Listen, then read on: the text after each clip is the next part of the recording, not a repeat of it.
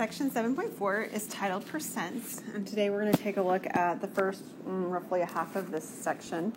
And you will notice some similarities as we look from this section back into 6.4, which we finished up at the very end of Chapter 6 about proportions. There's some definite similarities between these two sections. To start with, the word percent comes from the Latin word meaning per hundred, as in our cent, like our penny. It's worth 1/100th of a dollar. That is, that n percent is equal to n over 100. I'd like to show you some different ways to think about changing numbers into percents and vice versa, and in and out of fractions and so forth as well. We'll keep kind of working in that area for a little bit to start with. So the first method for turning a number into a percent is to write the number as a fraction with a denominator of 100. For example, if I had 7.9, if you want to think about it as being sort of over the number 1, then if I multiplied the bottom by 100 to get the denominator to be per 100, I would multiply the 7.9 by 100, I'd get 790. And now that it's written as a per 100, I can actually write that as percent, so it's 790%. That's a very big percent, but it doesn't really matter what the percent is. It's still a percent value at that point when we've changed it.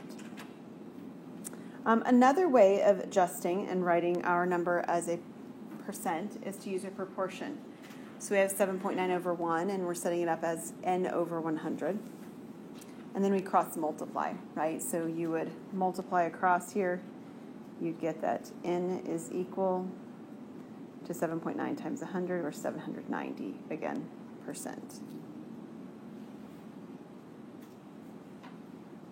And the last one, which tends to be the one we kind of gravitate towards most frequently, takes a value and it simply moves the decimal point.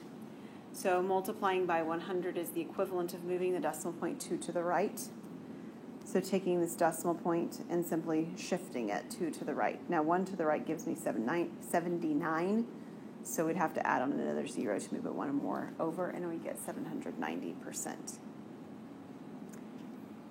So if we're actually given a number like 7.9, the last option that I just mentioned seems to be the one that resonates with us and makes the most sense. But if you were given a value that's actually in fractional form, it might be easier to do a proportion, right? Like instead of the number 7.9, it was the number like 5 over 3. We're going to have one in a minute here, part B, it's 8 over 3. Doing it with a proportion might actually be a lot easier because I don't have to turn it into a decimal first and then move to another step. So let me show you a couple of examples so that we can take a look. So in part A, we have a number much like my 7.9. So method 3 is a really nice way to do that, simply to move the decimal 2 to the right. So if I move the decimal 1 to the right, I've got 426. So I need a 0 so that I can move it another 1 to the right. And then my percentage is 4,260%. So again, it's a large percentage, but the method is still the same. On part B, this is one where it doesn't work very nicely to move the decimal because it's not in decimal form. It's in fractional form. And fractional form sets up really nicely with a proportion. So if I set it up with the proportion like we did on method number 2, I can cross multiply and so forth from there. So if I cross multiply, I have 3n equals 800. So n equals 800 over 3, if I divide by 3.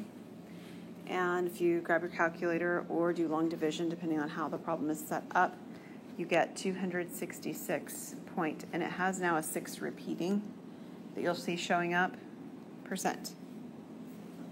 Or if you were looking at the back of the book on this one, what they might do is they might take that 0.6 repeating and turn it back into its fractional component, and the fractional component for the 0.6 repeating at the end is 2/3.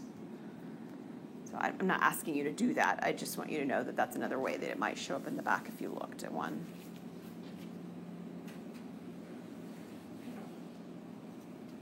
Okay, so this took numbers, either in decimal or fractional form, into percents. And now we're going to take percents and move them back into other types of numbers. So in particular, to take a percent into a number, method number 1 is to divide by the number 100. Method number 2 is to move the decimal point 2 places to the left. So you don't see that proportion piece showing up as an option here quite the same way. But the other two methods are quite similar. So we'll do a couple of examples. This 4 1/2%. If I divide the number by 100, that feels a little awkward on this example because the number is a small number to start with. So we'll do the other method, which was simply moving the decimal 2 places to the left. So it would be helpful, instead of having 4 1/2 written in fractional form like that as a mixed number, if we would write it in its decimal component, which would be 4.5% like that. Okay, so that's kind of where we would start. Once we do that, we can actually see the decimal and we can move it. So if I move it 1 to the left, I get a decimal point and then 4.5. But I need to move it 2, so I'll put a 0 in to do it again. And so my decimal ends up being before a 0, 4.5, like so. And you can put a 0 in front of the decimal if you wish. You certainly don't have to have it there. It's interchangeably correct. It doesn't matter. So this would be the decimal associated with 4.5%, simply by moving the decimal point. Now, we could move the decimal point on the 125. It's not that we couldn't, but let me just mention, we also could, in fact, divide by 100. That is method number 1. So dividing by the 100, whether you think about doing it in a long division form or with your calculator, will of course lead to the same thing as moving the decimal point, and you'll get a 1.25. So 100 goes into this one time, and we continue on down the way, right? So I'm just going to put ... because you would continue. So you'd get 1.25. So I don't have a preference on which method you like better or want to use, and I don't think this is even one of those places where the book ever says which one to use. You just have some options, and you can use them as you wish.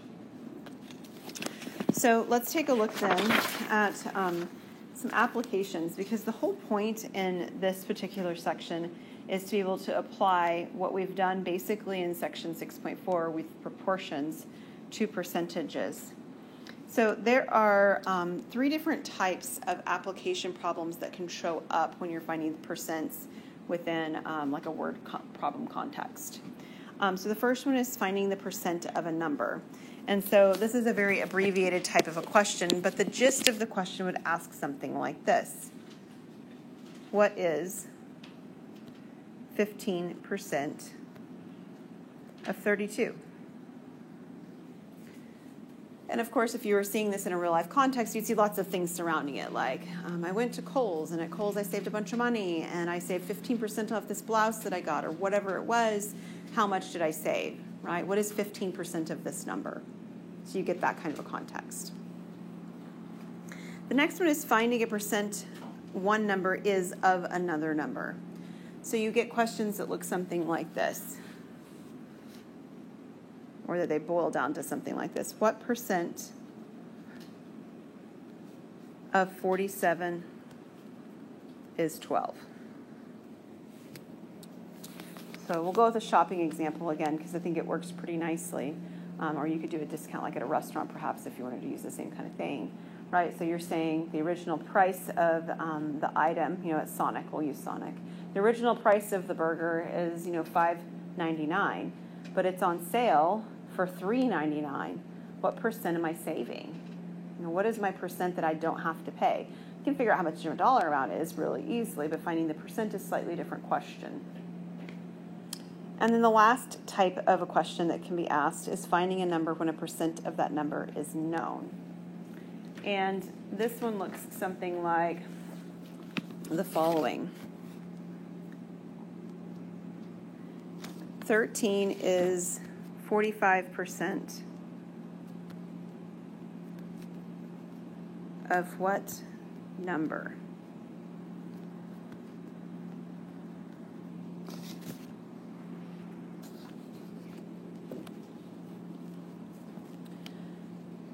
So in this scenario, you're trying to find maybe something like what the original price of something was. You know what the discount was, or you know how much you saved or how much you spent of the original amount, and you know what you paid, but you want to know what the original price of something was. So it gets you back to what happened originally. What was the original situation? What was that cost of that burger, $5.99? How do I go backwards to get that? Okay? So these are the three types, and what we're going to do is we're going to do 3 examples. And as we do the examples, I want us to identify, when we start the problem, which of the number typed problem it is. And so that you have kind of an idea of how the word picture is structured when you see those questions. So here's an example of one. What is the sale price of a softball if the regular price is $6.80 and there is a 25% discount? So we're not going to solve it first. I actually want to answer the question at the bottom that says note. Note what type of problem is this. So comparing it back to these 3 over here, finding percent of a number, percent one number is of another number, or the number when a percent of a number is known, which type of question does this fit to the context for?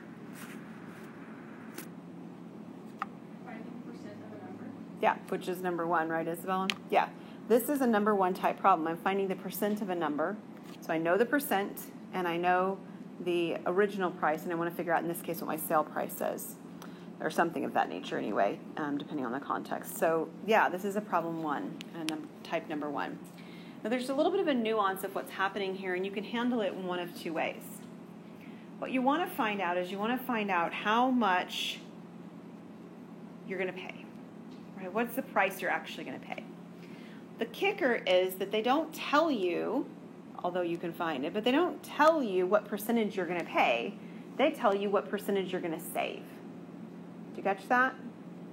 It's a real tricky thing that people often overlook very quickly, okay? Because I got a percent, I've got this, let's plug these things in and we're good to go. Well, you need to make sure that you're actually finding what you think you're finding. So one option is that you can actually find what the 25% amount is. And then you can subtract it from the original amount. That's one option, right? You figure out how much did I actually save, subtract that from what I would have paid, and then I can find my total amount. The other option, which is the one that I tend to lean toward, is recognizing that if we are having a 25% savings, this means that we pay 75%. The nice thing about recognizing it at this point, there's 2 nice things actually.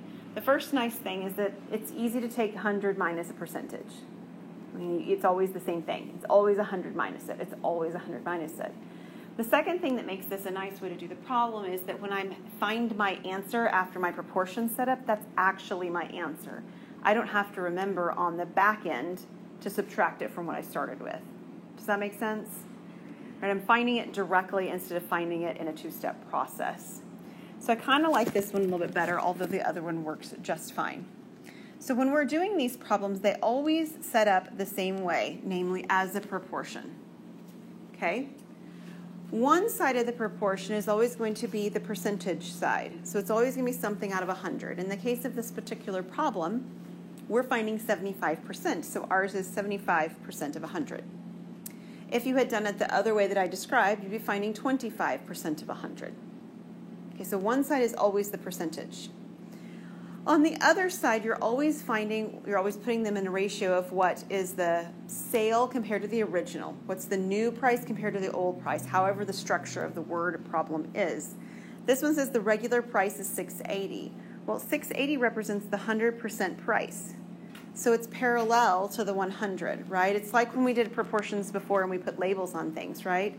The full amount here is on bottom, so it's almost like we're writing down that this is the full, right? I got lots of L's there. And this is my discount part, the sale part. Okay, and then on the left we have the percentages, and on the right we have our actual, in this case, dollar amounts. So it's almost like we're doing those kinds of headers again, or at least thinking about them as we set them up. And of course, the dollar amount after my discount is what I don't know, right? What am I going to actually pay after I've received this discount? So as we're working in this section, feel free to grab a calculator, and we're going to be doing some multiplication. And I'm not going to make you show out the multiplication because we're working on a different skill set. Our skill set is to solve these word problems basically in this section. So as we look at this and we cross multiply, we've got this going on. So I have 100x. And then I have 75 times 680. And that looks an awful lot like 510. Did you guys get 510? Wonderful. What would I do as my next step? Divide by 100. So you can either do that in your calculator, you can do that by hand, Or you can do that by recognizing that dividing by 100 moves the decimal point 2 locations. So in a very real sense, the decimal point's here, it moves twice. So I end up with 510. And notice, as I'm doing this, that I put a dollar sign on it when I'm done. So we aren't always going to be working with money, but whatever our context is that we're going to be working with, we need to have units on the answer. So this is $5.10. So we're paying $5.10 when the regular price was $6.80. And if you wanted to sort of just do a real quick check to make sure that you're doing it right, you could take that $5.10, you could divide by $6.80, and you better get 75% as a decimal, which is 0.75. That should work out. Okay, so same thing, same song, second verse on problem number 4. We're first going to identify what type of the problem it is. I thought I had 4 examples. Oh yeah, I do, sorry. There's just extra words. I was just getting turned around. All right, a ski area. A ski area reports that 80% of its runs are open. If there are 60 runs open, how many runs are at the ski resort? So, looking back at your list of type 1, type 2, type 3, which type of a problem is this?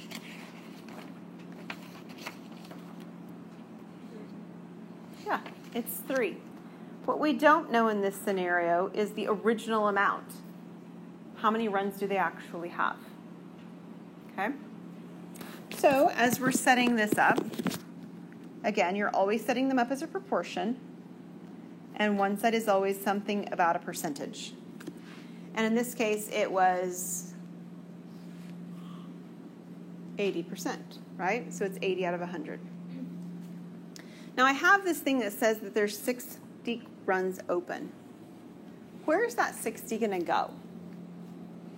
On the top or on the bottom? Across from the 80, it's going to go on the top. Because what's going on top is that I have 80%, and that's representing the 60 runs. Right? 60 is not all of my runs. I don't know how many runs I have in total, but it's the number that are open. So it's corresponding to the 80. And I don't know how many are the 100% of the runs, so that's my variable on bottom. So we'll cross multiply. I have 80x equals 6,000, it looks like. And then I would divide by 80. And what is 6,000 divided by 80? And it's 75 what? Runs. Right? That's my context, so that's my word problem units that I'm writing down at the end. 75 runs. So there's 15 of them that are closed. They could also ask you, right, like how many were closed? How many are not working today? We could answer that question at this point if we were asked that, right? 15. Yeah. Okay, our last one that we're going to do for these 3 types of problems, by process of elimination, must be a problem of type 2. Let's make sure that it really is by the way that the word problem is structured. Mort bought his house in 2008 for $159,000.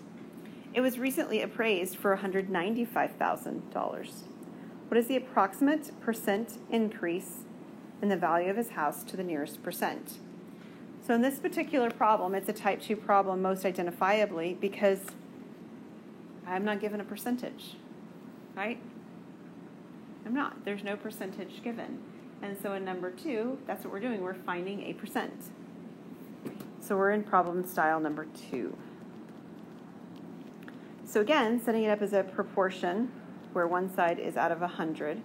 The unknown is the percent. Now again, this one's a little bit tricky like the softball question. It says that he bought the house for $159,000, but it's now worth $195,000. Okay? So if we use those numbers and we set them up the way that it is, it feels a little bit funny, but it's going to be top heavy because the house has gone up in value. Are you with me? So one way to set this up, and I'll talk about one more way in a moment, is to set this up that my new price, right, my later price is $195,000, and this is $159,000 on bottom. And yes, it's going to be more than 100%. Because the house went up in value. That's kind of the whole point. Now, if we set it up like this, which is sort of the natural way to set it up with the values that are given and so forth, we'd cross multiply.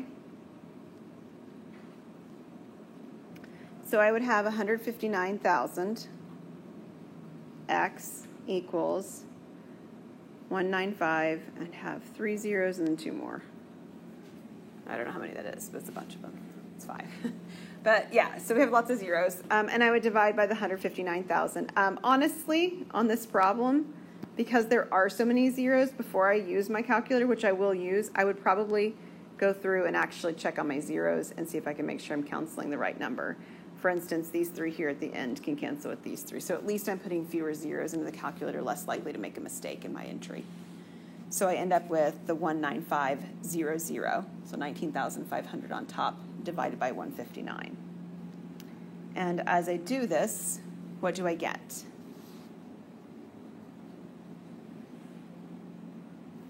Anybody get a value? Okay, and I think it says to the nearest percent, so we'll round off 120, not to the nearest tenth, the nearest percent, 123? Yeah. Okay, so the directions said round to the whole percent, so it's 123%. Now, this is the equivalent to what we would have done with my softball problem, 2 problems ago over here, if I'd actually used the 25 over 100. Okay? Because the question is not quite answered yet. The question actually asked, what's the percent of increase? Not what percent of it is it of what it was originally worth. What's the percent of increase? So if I see the problem and I've done it this way, it tells us it was originally worth 100%, now it's worth 123%. What's the percent of increase? 23%. So the answer to the actual question, I'm out of space again, is actually it's a 23% increase. I see it just a second. So if I do it from this perspective, where I realize at the end it's over the 100%, and I catch that the directions actually wanted to know how much did it increase over, it's 23%. It started out as 100%, now it's 123%, so it increased to 23%. The other thing that I could do if I caught it at the beginning, but then you have to catch it at the beginning, of course, instead of at the end, is to recognize that it's talking about the increase and to see that, oh, look, it cost $195,000, or it's worth that now, and it started out at $159,000.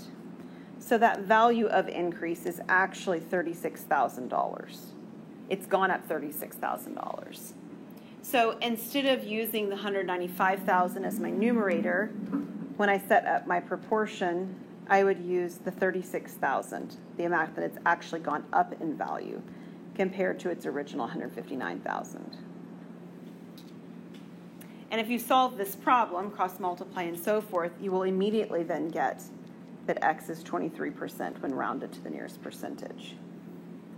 So again, just like the software problem, it depends on where you catch the question being asked in quite the way that it is.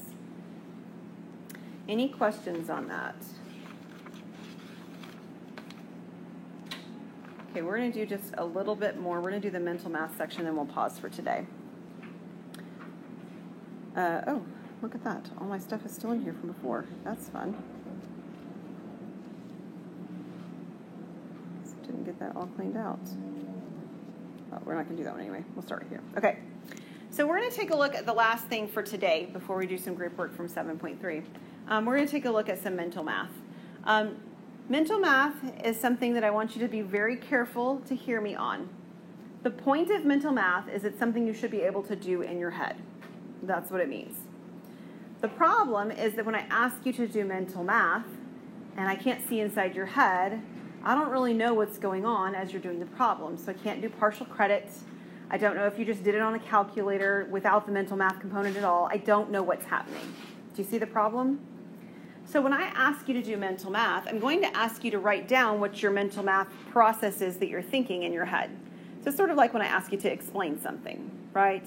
So I want to make sure that you know what you're doing as you're thinking through that, but what you're still thinking through should be something that's compatible with what your brain can do without pencil and paper. Okay? So an example of that, there's a couple of examples, and I'm going to show you how you can think about it with mental math. So the first one we're going to look at is 15% of 42. Now, 15% is not a very friendly percent in the idea that it doesn't just require you to move a decimal or something like 10% would, right? 10% you move the decimal, you can do that in your head. You do it probably quite frequently when you pay your tithe at your church, right? You do that. You just move the decimal, you pay the tithe, you got it good to go. 15% is not quite that straightforward, but it still can be done with mental math because 15 breaks down very nicely into 10 and 5. And that's the real reason. 10%, again, is easy to do because of what I just said. You just move the decimal point. So if you're finding 10% of this value, what is 10% of 42? 4.2. You just move the decimal one to the left. It's easy. Yeah, I mean, we just shift the location. But 5% is not too bad either because I just found 10%. And if 10% is 4.2, what can I do to find 5%? I can divide the 10% value by 2. So what's half of 4.2? 2.1. And then if I have 10% and I have 5% and I want 15%, all I need to do is add them together. So if I add these two together, I will end up with 6.3. That's 3 steps, and that's about the capacity that most of us are able to accomplish in our head mentally. If something you're doing in mental math is taking you more than 3 steps, there's probably a simpler way to do it that you haven't thought of yet. Right? We found 10%. We used that to find 5%. That was step number 2. Then we added them together, step number 3. Okay? Part B is quite similar. It says 20%. So when I find 20%, what might you think we might do? Yeah. We can find 10% and either add it to itself, which is an option, or like Haley said, just simply multiply it by 2, kind of like we divided by 2 to get 5%. So what is 10%? Whoops, I didn't mean that. I meant to write this. 10% of my 280. 28. And so either you can do 28 plus 28, that's fine, or you can do 28 times 2, and you will get 56. And these problems all have dollar signs, so I'm going to put my dollar sign on. I didn't do that above. Let me actually fix that. $6.30 above. So that's a 2-step process. You can do that in your head. Okay? So next time you're trying to find maybe a roughly 20% on your tip at your restaurant, you can do that. Find 10% and double it. Round up a little bit, down a little bit, depending on the service or something of that nature. It's a good way of finding 20% in your head. I bet you already know how to do 5% since we've already looked at it. What would you do to do 5%? What did we do before? Yeah, find 10% and divide by 2. So again, I'm going to write down the 10% amount. I keep running over a dollar sign there. I don't know why. The 10% amount. So what's 10% of $32? $3.20. And if I'm wanting to find 5% of that, I'm dividing by 2. What would I get? Yeah, it's $1.60.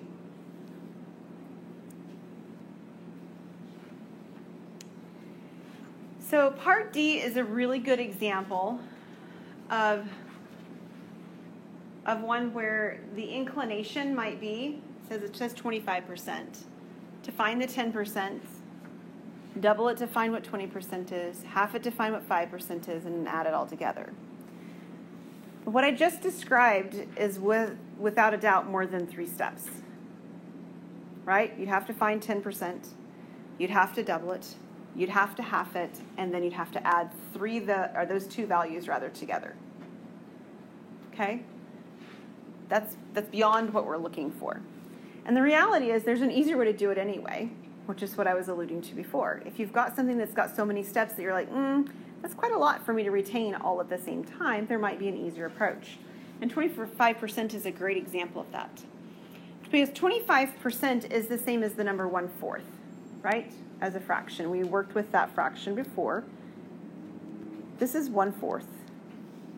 And if you want 1/4 of 84, instead of thinking about it in thinking in fractional form instead of in percentage form, all you have to do is to take 84 and divide by 4. And because of the number that it is, especially, it divides by 4 very nicely. What is 84 divided by 4? Yeah, it's 21. So it really is a one-step process instead of 4 steps. Much easier to work with in our head. Any questions on those?